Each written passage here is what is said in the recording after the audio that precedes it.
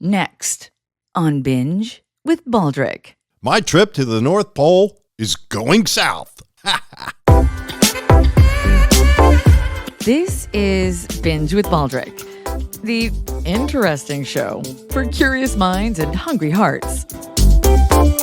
Here now, a guy who's lived his entire life with artificial intelligence, Thomas Baldrick.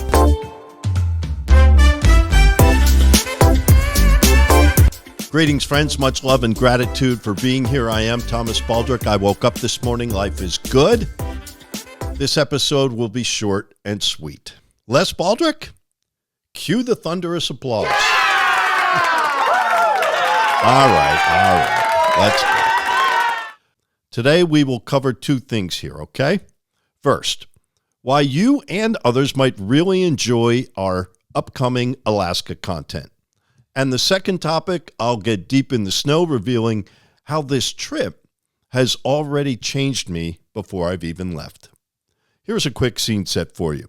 There's nothing like watching a grown man totally geek out.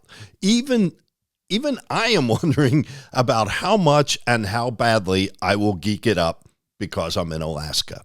You see, back when I was a little boy, memorizing all the states and their capitals, I dreamed of getting to all 50 United States. Well, friends, Alaska is my 50th state, and it has been a long time coming. I had a few chances, but the closest I got was back in 2007. My family at the time, being married, was scheduled to take an Alaskan cruise for our baby boy's first birthday. But a most unfortunate incident happened 5 days before. The travel plans blew up right then and there, along with the marriage.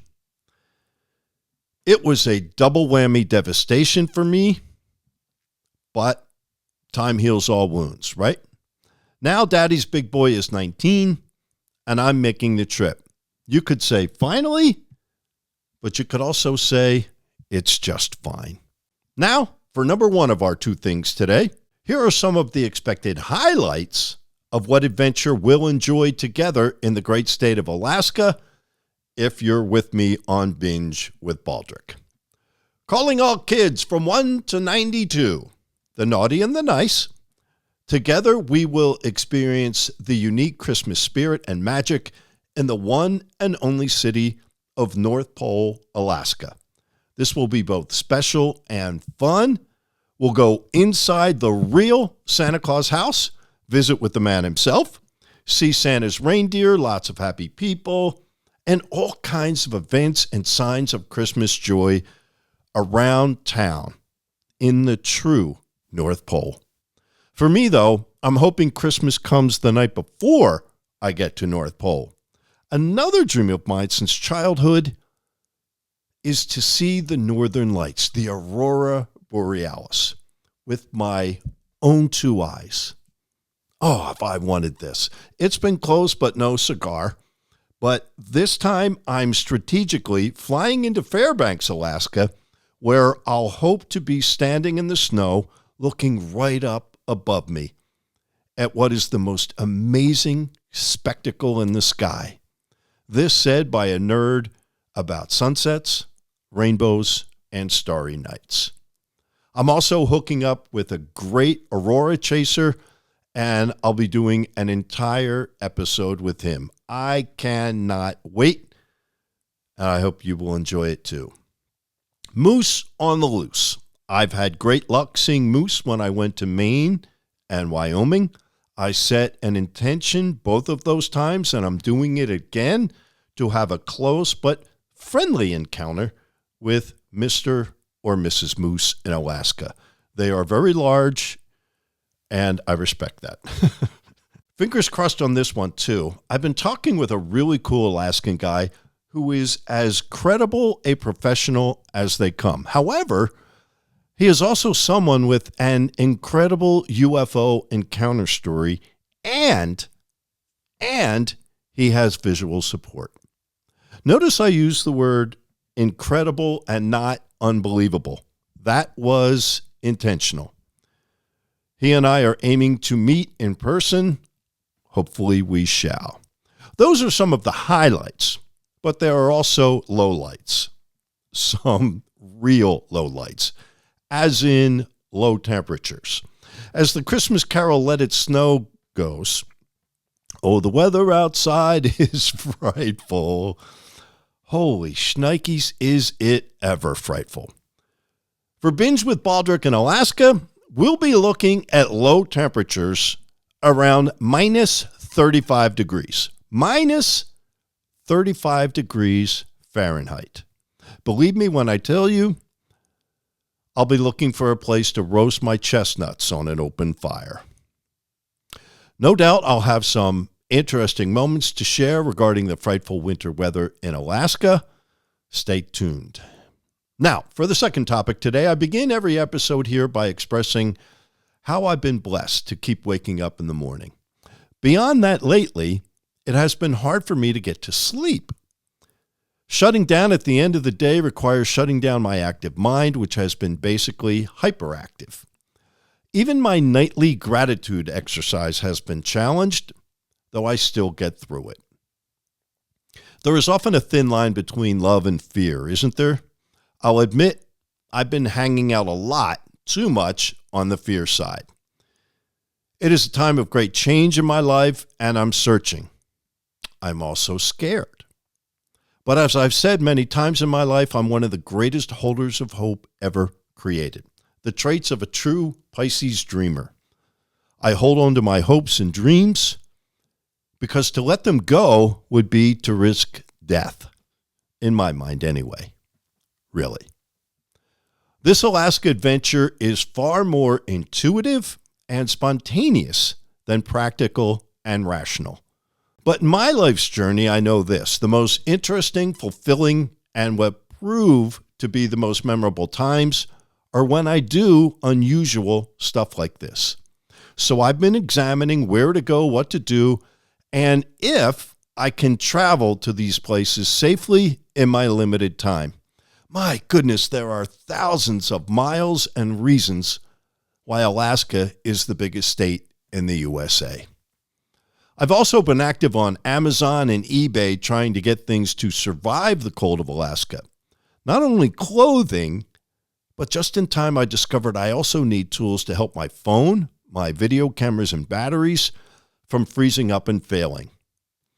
But as for clothes, either my sizes have changed or the manufacturers in China make things too small. But the universe provides. As my dear friend with the new purple hair just reminded me, Sandy Rogers said, the universe provides when we set an intention. I needed to hear that, Sandy. Again. It just dawned on me that maybe one of the reasons I am such a devout lifelong learner is because it takes me multiple times to learn a lesson. And then you can add forgetting into the mix. But I do need essentials for this trip. Enter 3 super nice people on Facebook Marketplace, and I could get all of these things right away. I wouldn't have to wait for a delivery that would be after I was gone.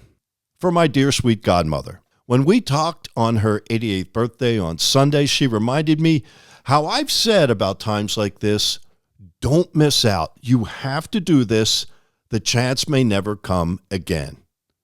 It was another of those things that was exactly what I needed to hear. Then it was my friend Janny Tolman. She sent me a kind message with a link to a video about how the universe shakes things up in a person's life before something big happens. It is to prepare us for a major change. Again, it felt like manna from heaven, exactly the inspiration I needed. By the way, in my heart, I hope the same thing is happening for Janny as she just released her second book. It is titled Driven by Love. You can check it out on Amazon, Janny Tolman. I love the adage, unless you're living on the edge, you're taking up too much space. Leave it to me to feel like I've been doing both, living on the edge and taking up too much space. It's fascinating because if you have self-awareness, you are never alone. I bring this up because people have looked at me strangely once they discover I am going to Alaska in the dead of winter on my own. While most of Alaska has less than 4 or 5 hours of daylight right now, I'm not afraid of this darkness. I'm wide awake with my fear, my love, excitement, curiosity, and of course, I'm packing plenty of hope. So in wrapping up, here's what I know and don't know. I know I am excited and curious, like a kid on Christmas Eve, that something great is about to happen. I know this feels like it's meant to be, and I know this feels bigger than me. I also know I'll be protected, and I feel that way. I went to China years ago and didn't hire a guide. I didn't speak a word of Mandarin, and I couldn't read a word. I just left the USA knowing that when I needed help, the right person would appear. And those are stories for another time. But I also know that the Alaskans that I have been speaking with are so nice. So I'm in good hands. What I don't know is the reason for all my fear as of late. Is it that I might love Alaska so much that I want to stay? Or am I afraid of some tough decisions I think I may have to make when I return? And perhaps I'm afraid that I can be big again, that I'm not only enough, but more than enough to go back to making my dreams in my life come true. Feels like I may be onto something there. I do hope you will subscribe to Binge with Baldrick on YouTube and whatever platform you get podcasts. Will you help me spread some Christmas joy and share this unique adventure content with others? If you do, I'll put in a good word for you with Santa Claus when I see him in the North Pole. Until next time, Godspeed, my friends. In closing, the only thing colder than Alaska right now is the Philadelphia Eagles offense. Still, I say, go Birds.